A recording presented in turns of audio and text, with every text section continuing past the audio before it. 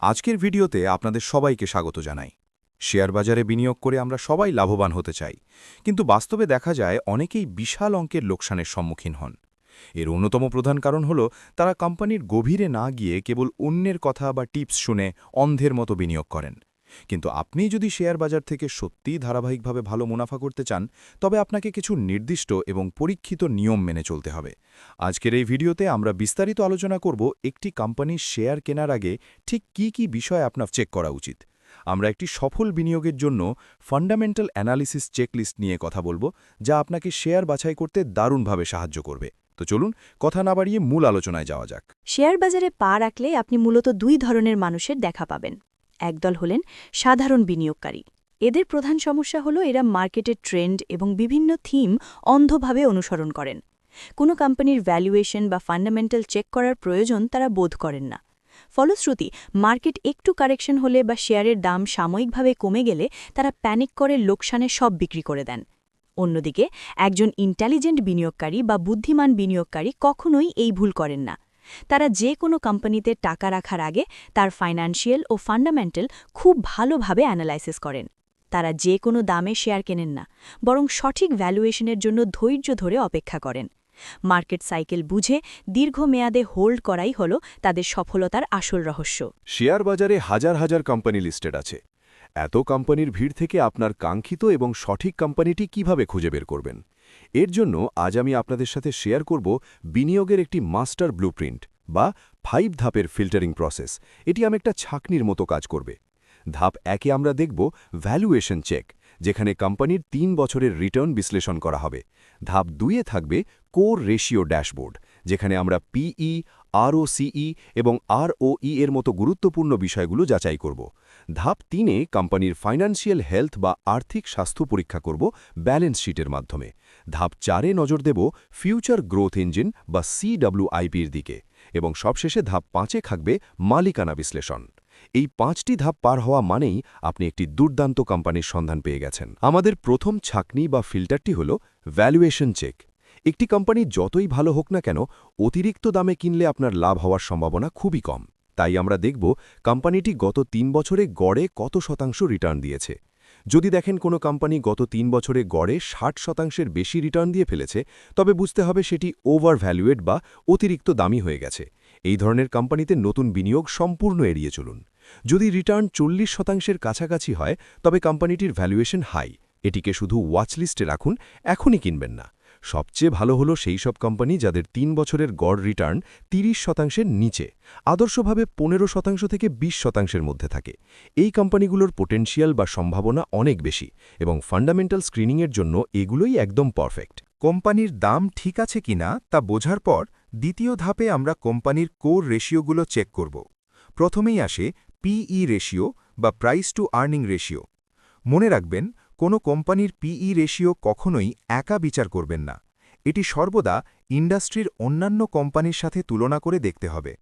এরপর দেখবেন আরওই বা রিটার্ন অন ইকুইটি। সোজা কথায়, শেয়ার হোল্ডারদের টাকায় কোম্পানি কত প্রফিট জেনারেট করছে তা এটি দিয়ে বোঝা যায়। এটি যত বেশি হবে, বিনিয়োগকারীদের জন্য তত ভালো।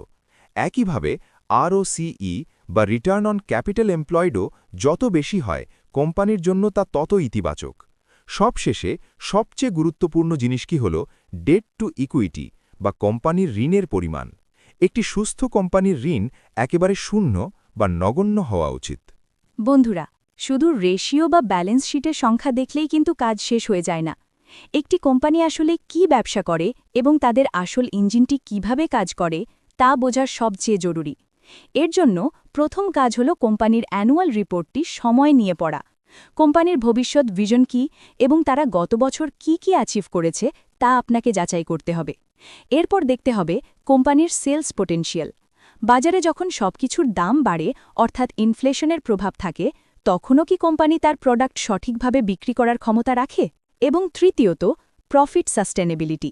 একটু সতর্কভাবে লক্ষ্য করবেন কোম্পানির সেলস বা প্রফিটে হঠাৎ করে কোনো অস্বাভাবিক পতন বা ডিক্লাইন আছে কিনা। যদি থাকে, তবে কেন হয়েছে তার কারণ খুঁজে বের করতে হবে। এই ধাপে আমরা কোম্পানির আর্থিক স্বাস্থ্য পরীক্ষা করার জন্য ইনকাম স্টেটমেন্ট এবং ব্যালেন্স শিট চেক করব। ইনকাম স্টেটমেন্টের সবচেয়ে বড় গ্রিন ফ্ল্যাগ হল যদি দেখেন কোম্পানির সেলস এবং নেট প্রফিট প্রতি বছর ধারাবাহিকভাবে বৃদ্ধি পাচ্ছে। কিন্তু রেড ফ্ল্যাগ হল যদি দেখেন কোম্পানির আয়ের একটি বড় অংশ আদার ইনকাম বা অন্যান্য সোর্স থেকে আসছে। মনে রাখবেন, আসল প্রফিট সবসময় কোম্পানির মূল ব্যবসা থেকেই আসা উচিত। অন্যদিকে ব্যালেন্স শিটের ক্ষেত্রে গ্রিন ফ্ল্যাগ হল কোম্পানির রিজার্ভ বা জমানো মূলধন ক্রমাগত বৃদ্ধি পাওয়া, আর ব্যালেন্স শিটের রেড ফ্ল্যাগ হল কোম্পানির ঋণ বা বরোয়িংস ক্রমাগত বাড়তে থাকা। একটি ভালো কোম্পানির ঋণ সবসময় শূন্য বা কমার দিকে থাকা উচিত। একটি কোম্পানি বর্তমানে ভালো করছে, কিন্তু ভবিষ্যতে সে কতটা বড় হবে তা আগে থেকে কিভাবে বুঝবেন? এর উত্তর লুকিয়ে আছে CWIP বা ক্যাপিটাল ওয়ার্ক ইন প্রোগ্রেসের মধ্যে। এটি নির্দেশ করে যে কোম্পানিটি নতুন কোনো প্লান্ট তৈরি বা তাদের বর্তমান ক্যাপাসিটি বাড়ানোর জন্য নতুন করে বিনিয়োগ করছে কিনা। এর সাইকেলটা খুব সহজ এবং চমৎকার। প্রথমে কোম্পানির CWIP বৃদ্ধি পায়, যার মানে হলে তাদের বিনিয়োগ বাড়ছে। এরপর শুরু হয় ব্যবসার সম্প্রসারণ, অর্থাৎ নতুন প্রজেক্ট বা প্ল্যান্ট তৈরির কাজ। শেষ হয় নতুন প্ল্যান্ট তৈরি হলে ভবিষ্যতে তাদের উৎপাদন এবং সেলস কয়েক গুণ বৃদ্ধি পায়।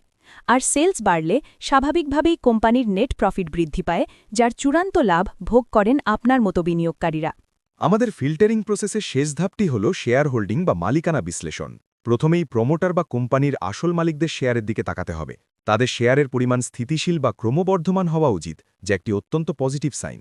এরপর দেখবেন এফআইআই এবং ডিআইআই, অর্থাৎ প্রাতিষ্ঠানিক বিনিয়োগকারী বা বড় বড় ফান্ড হাউসগুলোর অংশীদারিত্ব। তাদের হোল্ডিং বাড়লে বুঝতে হবে কোম্পানিটির ভবিষ্যৎ খুবই সম্ভাবনাময়। কিন্তু সবচেয়ে বড় বিপদের সংকেত বা রেড ফ্ল্যাগ হল সাধারণ জনগণ বা পাবলিক হোল্ডিং। যদি দেখেন কোনো কোম্পানিতে পাবলিক হোল্ডিং ক্রমাগত বেড়েই চলেছে, তবে সেখান থেকে সাবধানে সরে আসুন। একটি ভালো কোম্পানির পাবলিক হোল্ডিং সবসময় কমার দিকে বা স্থিতিশীল থাকা ভালো। আগের স্লাইডেই আমি আপনাদের সতর্ক করেছি যে পাবলিক হোল্ডিং বাড়া সাধারণত খারাপ বা একটি রেড ফ্ল্যাগ। কিন্তু মজার ব্যাপার হলো এর একটি ব্যতিক্রম বা অ্যানোমালি আছে, যা সাধারণ মানুষ ধরতে পারে না। পাবলিক ক্যাটেগরির ভেতরে অনেক সময় HNI বা হাই নেটওয়ার্থ ইন্ডিভিজুয়াল, অর্থাৎ ইন্টেলিজেন্ট ইনভেস্টররা লুকিয়ে থাকেন। যখন আপনি অ্যানালিসিস করবেন, তখন একটু গভীরভাবে চেক করে দেখবেন যে বড় কোনো বিনিয়োগকারী পাবলিক কোটায় 1%-এর বেশি শেয়ার হোল্ড করে আছেন কিনা। যদি এমনটা থাকে, তবে সেটি কোম্পানির জন্য খারাপ তো নয়ই, বরং এটি একটি স্থিতিশীল এবং অত্যন্ত পজিটিভ দিক, কারণ স্মার্ট মানি যেখানে থাকে, প্রফিট হওয়ার সম্ভাবনাও সেখানে বেশি থাকে। বন্ধুরা, সবকিছু অ্যানালাইসিস করে একটি অসাধারণ কোম্পানি সঠিক ভ্যালুয়েশনে কিনে নিলেই কিন্তু আপনার কাজ শেষ হয়ে যায় না। আপনাকে মার্কেট সাইকেল এবং বিনিয়োগের মানসিকতা বুঝতে হবে। শেয়ার মার্কেটে পজিটিভ ও নেগেটিভ সেন্টিমেন্ট বা ওঠানামা সব সময়ই থাকবে, এটা বাজারের ধর্ম। আপনি যখন ফান্ডামেন্টালি একটি স্ট্রং কোম্পানি কিনবেন, তখন মার্কেটে সাময়িক পতনে বা ডাউন ট্রেন্ডে ভয় পেয়ে কিছুতেই শেয়ার বিক্রি করে দেওয়া যাবে না, বরং এই সময়গুলোতে আরও ধৈর্য ধারণ করতে হবে। দীর্ঘমেয়াদী এবং বিশাল লাভের জন্য আপনাকে অবশ্যই মার্কেট সাইকেল বুঝে শেয়ার হোল্ড করার মানসিকতা তৈরি করতে হবে। ভিডিওর প্রায় শেষ পর্যায়ে আমরা চলে এসেছি। এতক্ষণ আমরা যে বিষয়গুলো নিয়ে বিস্তারিত আলোচনা করলাম, তার একটি কুইক সামারি বা আল্টিমেট ইন্টেলিজেন্স স্ক্রিনিং চেকলিস্ট চলুন এক নজরে দেখে নিই। ১. ভ্যালুয়েশন। কোম্পানি ৩ বছরের গড় রিটার্ন 30%-এর কম হতে হবে। ২. রেশিও। PE, ROCE এবং ROE সমকক্ষীদের তুলনায় অবশ্যই ভালো হতে হবে। ৩. স্থিতিপত্র। ব্যালেন্স শিটে রিজার্ভ বাড়বে এবং কোম্পানির ঋণ প্রায় শূন্য থাকবে। ৪. প্রফিট। আদার ইনকাম নগণ্য হবে এবং মূল ব্যবসার কোর প্রফিট বাড়বে। ৫. ফিউচার। ব্যবসার সম্প্রসারণের জন্য CWIP বৃদ্ধি পাবে। ৬. মালিকানা।